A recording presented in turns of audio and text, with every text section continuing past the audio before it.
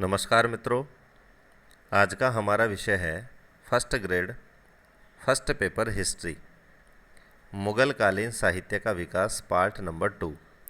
इसका first part हम complete कर चुके हैं और उस फर्स्ट पार्ट में हमने पढ़ा था कि कौन से मुग़ल बादशाह के समय कौन से साहित्य की रचना की गई थी, कौन सी भाषा में की गई थी और उसके लेखक का क्या नाम है, और साथ ही साथ प्रमुख प्रमुख जो रचनाएं थी उनका जो प्रमुख वर्णन है परीक्षा की दृष्टि से पूछने लायक, वो भी हमने वहाँ पर चर्चा करी थी। और उसके फर्स्ट पार्ट में मैंने आपको बताया था कि मुग़ल कालीन साहित्य का हम सेकंड पार्ट भी हम यहाँ पर पढ़ेंगे और उसमें हम देखेंगे कि कौन से जो अपने ग्रंथ हैं उनका जो अनुवाद है वो किस नाम से मुग़ल काल में किया गया है और उसका अनुवाद किसने किया था। साथ में ही हमने ये भी आपको बताया था कि मुग़ल कालीन जो लेखक हैं उनको विभिन्न उपाधियों से नवाजा गया था कि तो कौन से लेखक को कौन सी उपाधि दी गई थी। तो आज के इस वीडियो में प्रमुख जो 2 पॉइंट है वो यही है, अनुवादित ग्रंथ किस नाम से किसने अनुवाद किया और कौन से लेखक को कौन सी उपाधि से नवाजा गया। तो सबसे पहले हम देखते हैं कि मुग़ल काल में अनुवादित पुस्तकें। तो एक तरफ पुस्तक का नाम है, बीच में उसका जो अनुवादित नाम है वो है, और तीसरा उसका जो लेखक है जिसने अनुवाद किया उसका नाम है। जैसे फर्स्ट नंबर पर हम देखते हैं महाभारत।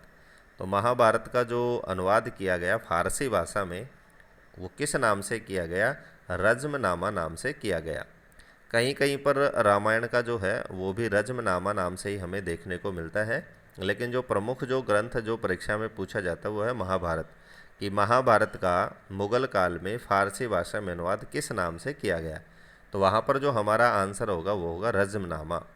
और किसने किया इसका जो अनुवाद है उसमें कई लेखक हैं, एक हैं मूला शेरी, दूसरे हैं नकीब खां, तीसरे हैं सुल्तान हाजी और चौथे हैं बदायूनी। इन चारों ने ही महाभारत का रज्मनामा नाम से फारसी भाषा में अनुवाद किया गया।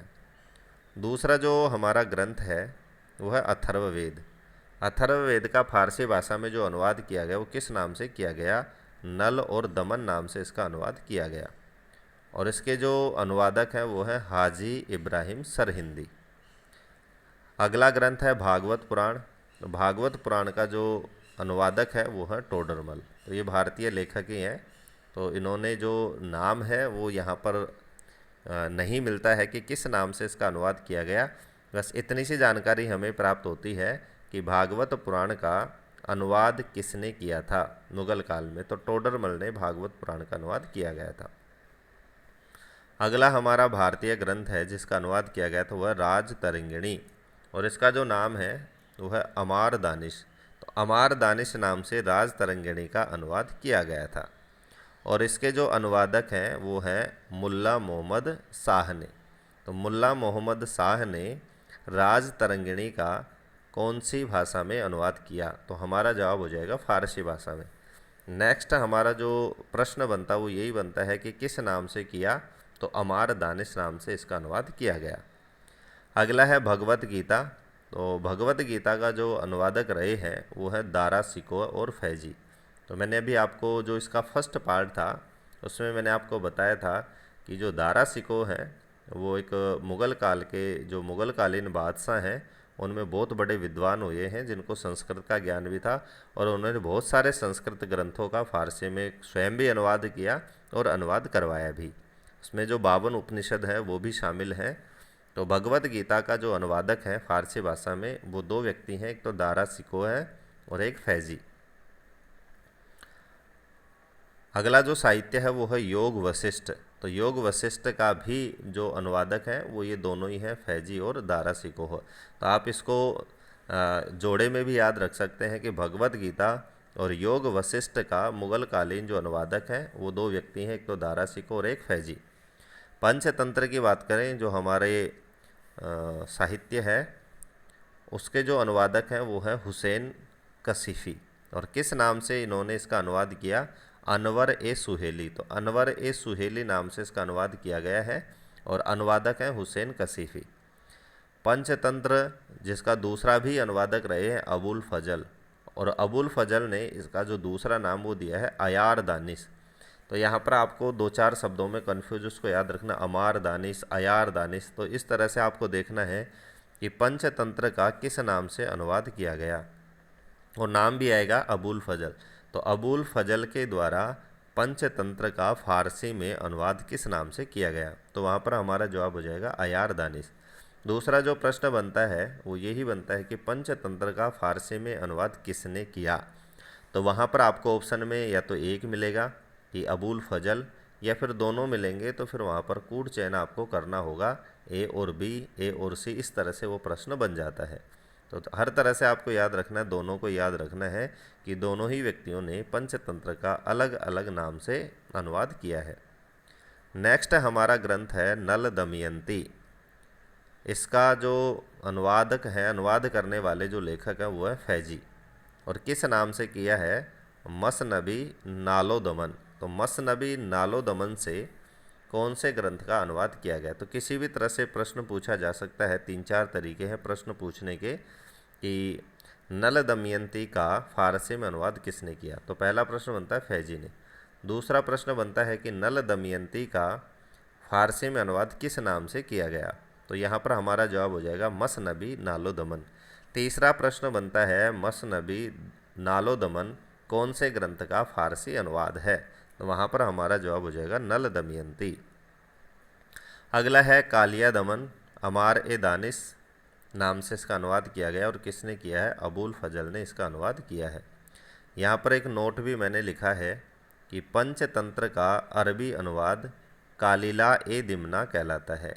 तो यहाँ पर आप देख सकते हैं नोट इसलिए लिखा है क्योंकि ऊपर जितने भी जो अनुवाद हैं वो कौन सी भाषा में है? फारसी भाषा में, और यहाँ पर बात की गई है अरबी भाषा में। तो कन्फ्यूज ना हो जाएं आप, इसीलिए मैंने यहाँ पर ये पॉइंट डाला है कि अरबी भाषा में जो पंचतंत्र का जो नाम है वो क्या है? कलीला दमना भी इसको कहते हैं सरल भाषा में, और फारसी भाषा में नाम पूछे तो फारसी भाषा में अयार दानिश या अनवर ए सुहेली। तो दोनों ही चीज़ें आपको याद रखनी है कि फारसी भाषा में इसका अलग नाम है और अरबी भाषा में इसका अलग नाम है, इसीलिए मैंने अलग से यहाँ पर एक नोट डाला है। तो पहला जो हमारा पेज था उसमें हमने देखा कि कौन से भारतीय ग्रंथ का अनुवाद किस नाम से किया गया और अनुवादक कौन है। नेक्स्ट हमारा आज के इस वीडियो का जो पॉइंट है वो है मुगल काल में दी गई उपाधियाँ, कि कौन से व्यक्ति को किस उपाधि से नवाजा गया। तो एक तरफ व्यक्ति का नाम है और दूसरी तरफ उसकी जो उपाधि है वो यहाँ पर लिखी हुई है। तो इनके आसानी से आप नोट्स बना सकते हैं। तो पहले जो व्यक्ति हैं वो है अकबर। तो अकबर को मुगल काल में कौन सी उपाधि से जाना जाता है? साहित्य के क्षेत्र में यहाँ पर बात की जा रही है। तो शहंशाह जिल ए इलाही। तो यहाँ पर दोनों तरीके से प्रश्न पूछा जा सकता है कि शहंशाह जिल ए इलाही किसकी उपाधि है? तो हमारा जवाब हो जाएगा अकबर। और इधर से प्रश्न पूछेगा तो इस तरह से प्रश्न बनता है कि निम्नलिखित में से अकबर को कौन सी उपाधि से नवाजा गया या कौन सी उपाधि से जाना जाता है? तो शहंशाह जिल ए इलाही। दूसरे व्यक्ति हैं बीरबल, ये अकबर काल के 9 रत्नों में से एक है, और इनकी जो उपाधि है वो है कवि प्रिय या कवि राय। तो इसी तरह से जैसा हमने फर्स्ट पॉइंट में पढ़ा है कि कवि राय किसकी उपाधि, इस तरह से प्रश्न बने तो हमारा जवाब हो जाएगा बीरबल। नेक्स्ट है फरीद, इसको शेर शाह या शेर खां की उपाधि से नवाजा गया। इनको शेर खां या शेर शाह के नाम से भी जाना जाता है। उपाधि का मतलब होता है कि इस नाम से भी प्रश्न बने तो हमें ये नाम याद आ जाना चाहिए। जैसे अगला है कि कंठाभरण वाणी विलास। तो कंठाभरण वाणी विलास किसकी उपाधि है? तो ये तानसेन की है, और ये भी अकबर के 9 रत्नों में से एक थे और बहुत बड़े संगीतज्ञ थे। हम जो मुग़ल काल की जो कला पढ़ेंगे उसमें संगीत कला में इनका नाम पढ़ेंगे, वहाँ पर भी हम इसके बारे में जो प्रमुख प्रमुख बातें हैं वो पढ़ेंगे। तो अभी तक हमने साहित्य ही पढ़ा है क्योंकि हमारे सिलेबस में साहित्य के साथ साथ कला भी है और स्थापत्य कला भी अलग से वहाँ पर दी गई है। नेक्स्ट व्यक्ति हैं औरंगजेब, और इनकी जो उपाधियाँ हैं वो है शाही दरवेश और जिंदा पीर। ये इनकी प्रमुख उपाधि है कि जिंदा पीर नाम से कौन से मुग़ल बादशाह को जाना जाता है। तो वहाँ पर हमारा जवाब हो जाएगा औरंगजेब को। नेक्स्ट व्यक्ति हैं हर विजय सूरी, इनको जगत गुरु के नाम से जाना जाता है, इनकी उपाधि जगत गुरु है। नेक्स्ट है दारा सिकोह, इनकी जो उपाधि है वो शाह बुलंद इकबाल। तो शाह बुलंद इकबाल जो उपाधि है वो किसको दी गई है? दारा सिकोहा को। अगले हैं जिनभद्र सूरी, इनको युग प्रधान नाम से जाना जाता है, इनकी उपाधि है युग प्रधान। खुर्रम की उपाधि है शाह सुल्ताना। अब्दुस समद की उपाधि है सीरी कलम। ये भी आपने देखा होगा, और ये 2018 का जो पेपर आया था first grade first paper history के प्रश्न में इसको शामिल किया गया था कि अब्दुस समद को कौन सी उपाधि दी गई थी? सीरी कलम उपाधि दी गई थी। ग्यास बेग, इनकी उपाधि है एतमादुद्दौला मंसूर। नेक्स्ट व्यक्ति हैं अर्जमंद बानो बेगम, इनकी उपाधि है मुमताज़ या मलिका ए जमानी। मलिका ए जमानी, तो ये भी आपको याद रखना है, ये महिला की उपाधि है और किसकी उपाधि है? अर्जमंद बानो बेगम। अबुल हसन की उपाधि है नादिर उल जमा। अहमद लाहौरी की उपाधि है नादिर उल असरार। और मानबाई की उपाधि है शाह बेगम। और बहजाद की उपाधि है पूर्व का राफेल। और लाल खां की उपाधि है गुण समुद्र। तो इस तरह से एक बहुत बड़ी लिस्ट है और प्रमुख व्यक्तियों को यहाँ पर शामिल किया गया है, लेकिन परीक्षा की दृष्टि से बहुत महत्वपूर्ण है, क्योंकि पिछले प्रश्न पत्रों का अध्ययन करने पर उपाधि से संबंधित प्रश्न भी परीक्षा में शामिल किए गए थे। तो इन उपाधियों को आपको अच्छी तरह से याद रखना है बिना कन्फ्यूज हुए। आपस में आपको कन्फ्यूज नहीं होना है कि ये व्यक्ति की उपाधि है वो दूसरे व्यक्ति के साथ ना जुड़ जाए, तो इस तरह से आपको इनको याद रखना है। अब हमने साहित्य की बात करी थी और इसका फर्स्ट पार्ट था, उसमें साहित्य की चीज़ें हमने देखी थी। तो और फर्स्ट पार्ट में मैंने आपको बताया भी था कि मुग़ल काल का जो शेष प्रमुख साहित्य वो हम जो शेष रह गया उसको हम सेकंड पार्ट में वहाँ पर शामिल करेंगे। तो इसीलिए उपाधि और अनुवाद के साथ साथ तीसरा जो पॉइंट आज के इस वीडियो का वो है अन्य मुग़ल कालीन साहित्य, जिसमें फारसी प्रकाश का प्रमुख नाम आता है। ये अकबर के काल में पदम शंकर के द्वारा लिखा गया ग्रंथ है और यह फारसी और संस्कृत भाषा का शब्दकोश है, यानी एक डिक्शनरी है। तो बहुत ही प्रमुख ग्रंथ है फारसी प्रकाश। तो यहाँ से प्रश्न बनता है कि अकबर के समय लिखा गया फारसी और संस्कृत भाषा का शब्दकोश किस नाम से प्रसिद्ध है? तो वहाँ पर हमारा जवाब हो जाएगा फारसी प्रकाश। दूसरा प्रश्न बनता है कि फारसी प्रकाश फारसी और संस्कृत शब्दकोश के लेखक कौन है? तो वहाँ पर हमारा जवाब हो जाएगा पदम शंकर। नेक्स्ट जो मुग़ल कालीन साहित्य है वो रामचरितमानस, तुलसीदास जी द्वारा रचित अवधी भाषा का ग्रंथ है। ये भी अकबर के समय हुए थे। तो रामचरितमानस की जो रचना है वो भी कौन से मुग़ल बादशाह के समय हुई थी? अकबर के समय इसकी रचना हुई थी। इसके रचनाकार की बात करें तो रचनाकार है तुलसीदास। और तुलसीदास जी ने रामचरितमानस की रचना कौन सी भाषा में की थी? तो उसका जवाब है अवधी भाषा। तो रामचरितमानस की जो भाषा है वो अवधी भाषा है। गियरसन ने रामचरितमानस को करोड़ों हिंदुओं की बाइबल बताया है।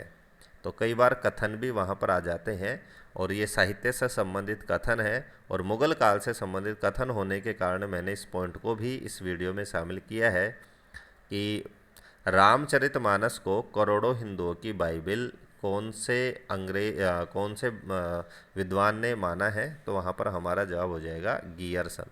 तो गियरसन ने रामचरितमानस को करोड़ों हिंदुओं की बाइबल माना है। अगला साहित्य सूरसागर, जहांगीर के काल में सूरदास जी द्वारा रचित काव्य है। तो सूरदास के समय की बात करें कि सूरदास कौन से मुग़ल बादशाह के समय हुए थे? तो वहाँ पर हमारा जवाब हो जाएगा जहांगीर के समय।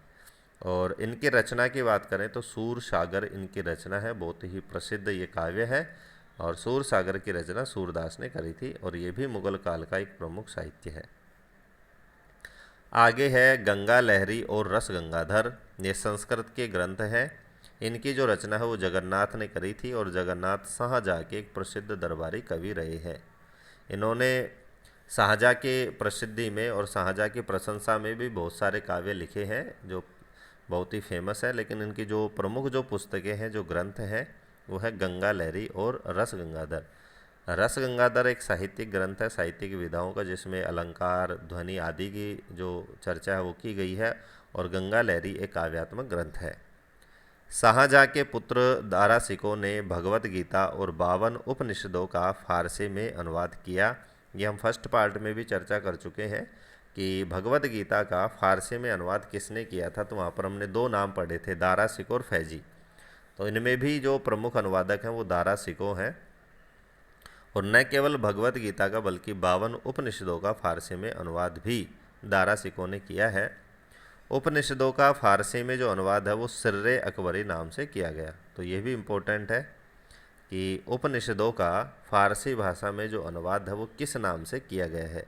तो हमें याद रखना है सिर्रे अकबरी नाम से इनका अनुवाद किया गया है।